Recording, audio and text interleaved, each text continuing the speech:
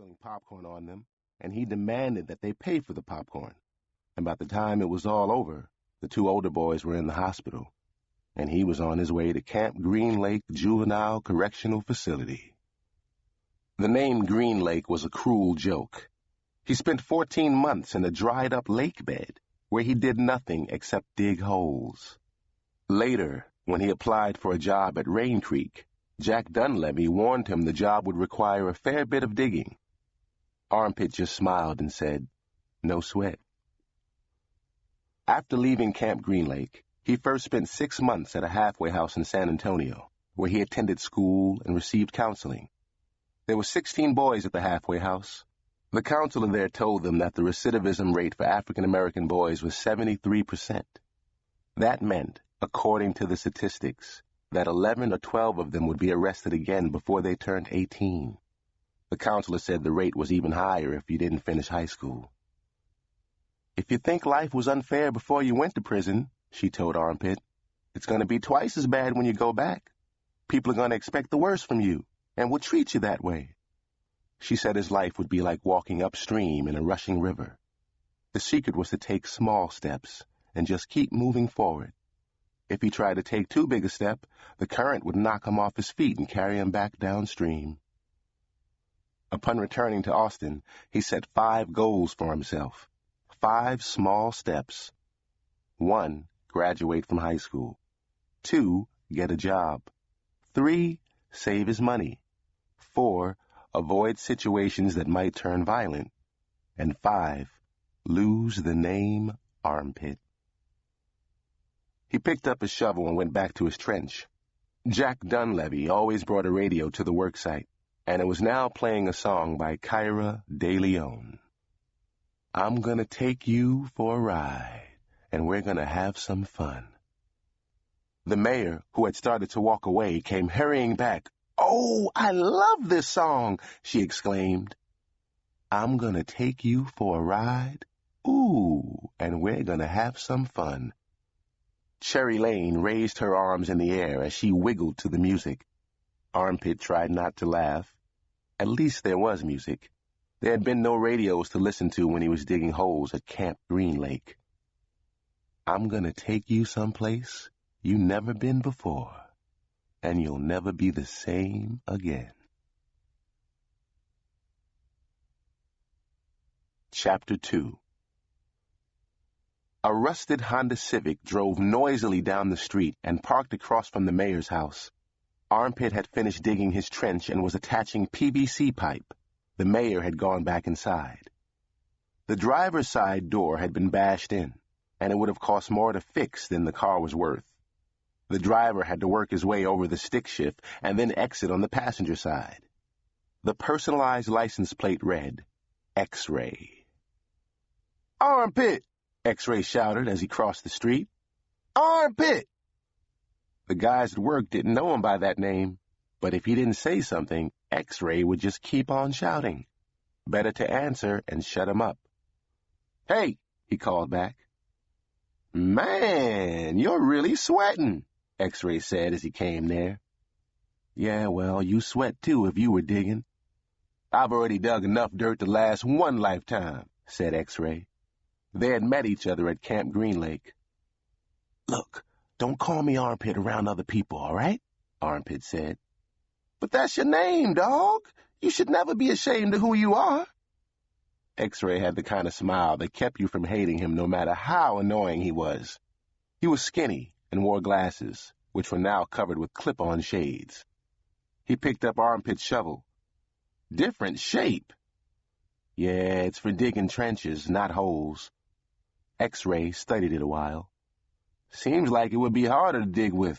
No leverage." He let it drop. "So you must be making a ton of money." Armpit shrugged. "I'm doing all right." "A ton of money," X-Ray repeated. Armpit felt uncomfortable talking about money with X-Ray. "So really, how much you got saved up so far?" "I don't know. Not that much." He knew exactly how much he had. $857. He hoped to break 1,000 with his next paycheck. "Gotta be at least 1,000, said X-Ray. "You've been working for 3 months."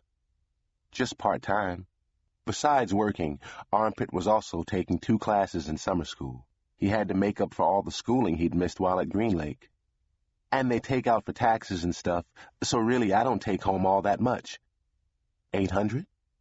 I don't know. Maybe. The reason I'm asking, X-Ray said, the reason I'm asking is I got a business proposition for you. How would you like to double your money in less than 2 weeks? Armpit smiled as he shook his head. I don't think so. I just need $600, double your money, guaranteed, and I won't be taking out any taxes. Look, things are going all right for me right now, and I just want to keep it all cool. Don't you even want to hear me out? Not really.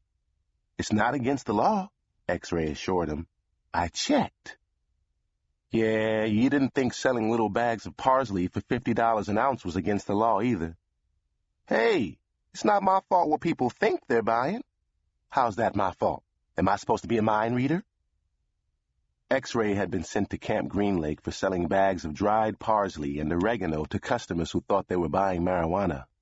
That was also why his family had to move from Lubbock to Austin shortly after he was released. Look, I just don't want to do anything that might screw things up, Armpit said.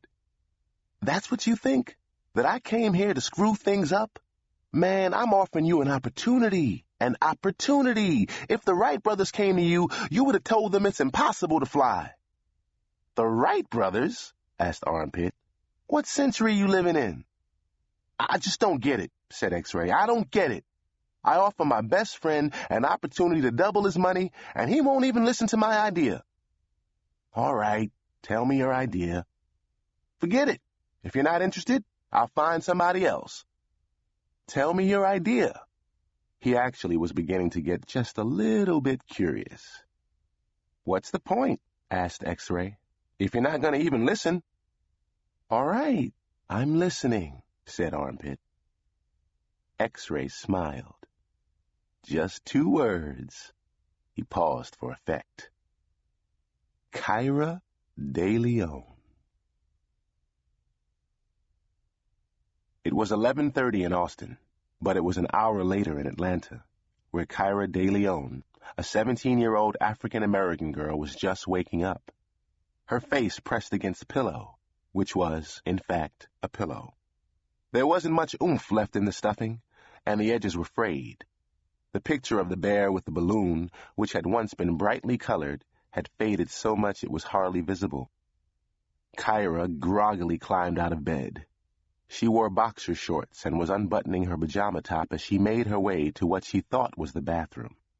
She opened the door, then shrieked.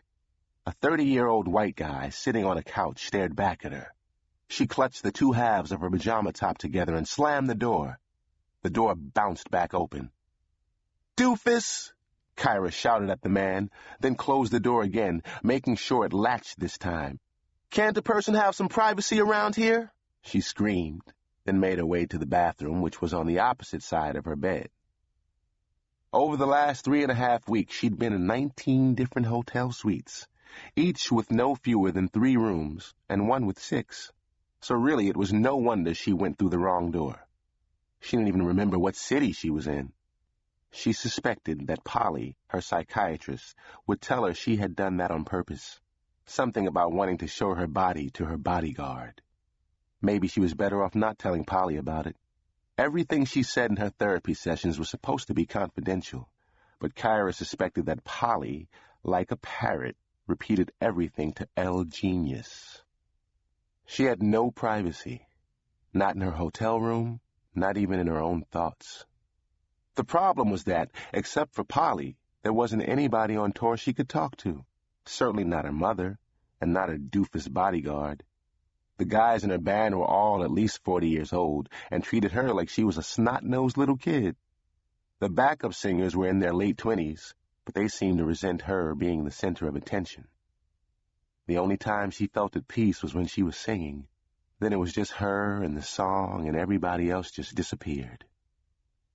Her concert tour would take her to a total of 54 cities, so she wasn't even half done yet. She was now on the southern swing. From Atlanta, they'd be going to Jacksonville, then Miami, Birmingham,